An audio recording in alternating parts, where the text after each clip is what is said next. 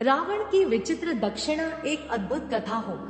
क्या आपने कभी सोचा है कि जब रावण ने श्री राम के लिए रामेश्वरम में अनुष्ठान कराया तो उसने दक्षिणा में क्या मांगा होगा?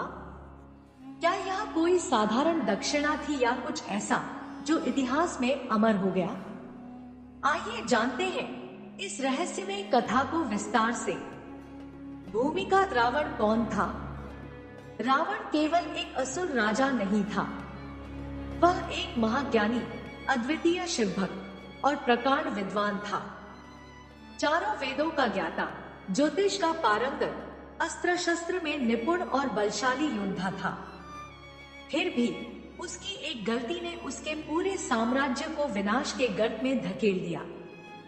रावण का प्रारंभिक जीवन रावण का जन्म महर्षि विश्रवा और राक्षसी कैकसी के पुत्र के रूप में हुआ था। बचपन से ही वह तेजस्वी, ज्ञानवान और असाधारण प्रतिभा का धनी था। उसने गुरु शुक्राचार्य से वेदों और शास्त्रों का गहन अध्ययन किया। रावण के 10 सिर प्रतीक थे उसके ज्ञान के 4 वेद, 6 शास्त्र और अपार बुद्धिमत्ता। रावण की शक्ति और तपस्या। रावण ने भगवान शिव को प्रसन्न करने के लिए कठोर तपस्या की थी। उसने अपने सिर और भुजाएं अर्पित कर दी, जिससे प्रसन्न होकर महादेव ने उसे अमरता का वरदान दिया। रावण ने ब्रह्मा जी से भी अमोघ शक्तियां प्राप्त की, जिससे वह अपराजय हो गया। रामेश्वरम में रावण की भूमिका। लंका पर चढ़ाई से पहले श्री राम ने समुद्र पार करने के लिए सागर देवता से प्रार्थना की थी। उन्होंने सुझाव दिया कि यदि श्री राम महादेव की पूजा करके उनका आशीर्वाद प्राप्त करें तो उन्हें विजय प्राप्त होगी। इसीलिए श्री राम ने रामेश्वरम में शिवलिंग की स्थापना का संकल्प लिया। अब सवाल था, इस महायज्ञ का आचार्य कौन होगा? श्री राम को ज्ञात था कि रावण से बड़ा शिवभक्त और वेदों का ज्ञाता कोई नहीं है। अतः उन्होंने रावण को इस यज्ञ का आचार्य बनने के लिए आमंत्रित किया। लंका में संदेश पहुंचाना। श्री राम ने हनुमान जी को संदेशवाहक बनाकर लंका भेजा। जब हनुमान जी लंका पहुंचे और रावण के समक्ष श्री राम का संदेश रखा तो वहां सभी चकित थे। मंदोदरी ने रावण को सावधान किया कि यह एक चाल भी हो सकती है, लेकिन रावण ने उत्तर दिया, मैं अपने आराध्य शिव की पूजा में छल नहीं कर सकता। रावण की स्वीकृति और उसकी शर्त। रावण ने कहा, मैं तुम्हारा यज्ञ आचार्य बनने के लिए तैयार हूँ, लेकिन मेरी दक्षिणा यह होगी कि जब मेरी मृत्यु का समय आए तब तुम मेरे सिरहाने खड़े रहोगे। यह सुनकर सभी आश्चर्यचकित रह गए, परंतु श्री राम ने वचन दे दिया, रघुकुल रीति सदा चली आई, प्राण जाए पर वचन ना जाए। यज्ञ का संपन्न होना। रामेश्वरम में यज्ञ प्रारंभ हुआ।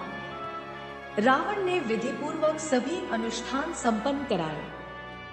जब समय आया कि अर्धांगिनी के बिना अनुष्ठान पूर्ण नहीं हो सकता, तब श्री राम ने अपनी पत्नी मां सीता को बुलाने की अनुमति मांगी। रावण ने स्वयं पुष्पक विमान से सीता को वहां पहुंचाया, परंतु एक शर्त के साथ, यहाँ भी तुम मेरी अधीनता में रहोगी।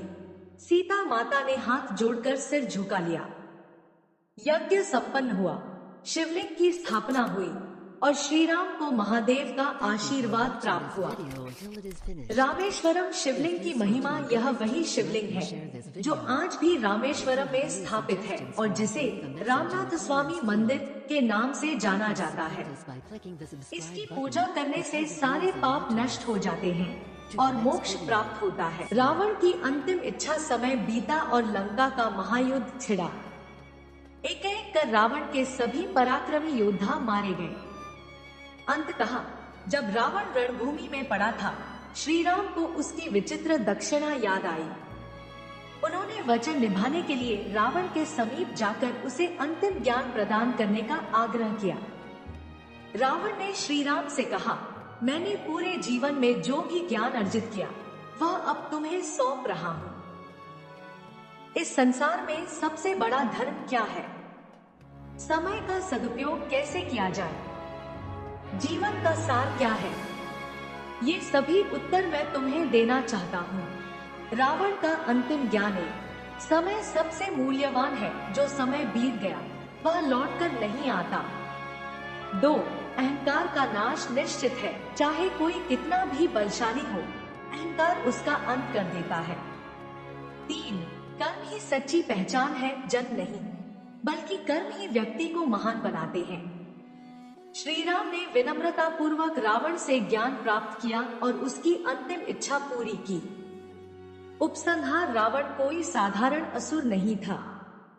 वह एक ज्ञानी, महाविद्वान और महाशक्ति का धनी था, लेकिन उसके अहंकार ने उसे पतन की ओर धकेल दिया। फिर भी उसका अंतिम कार्य उसे अमर कर गया। आज भी रामेश्वरम में स्थापित शिवलिंग इस कथा की साक्षी है। यह कथा हमें सिखाती है कि ज्ञान और भक्ति कितने ही महान क्यों न हो, अगर उनमें अहंकार आ जाए तो विनाश निश्चित है। आपके लिए सवाल: आपको यह कथा कैसी लगी? क्या आपको लगता है कि रावण वास्तव में इतना महान था जितना उसे बताया जाता है? कमेंट में अपनी राय जरूर दें। अगर आपको यह कहानी पसंद आई हो तो इसे लाइक और शेयर करें और ऐसी ही और भी रोचक कथाओं के लिए हमारे चैनल को सब्सक्राइब करें। जय श्री राम।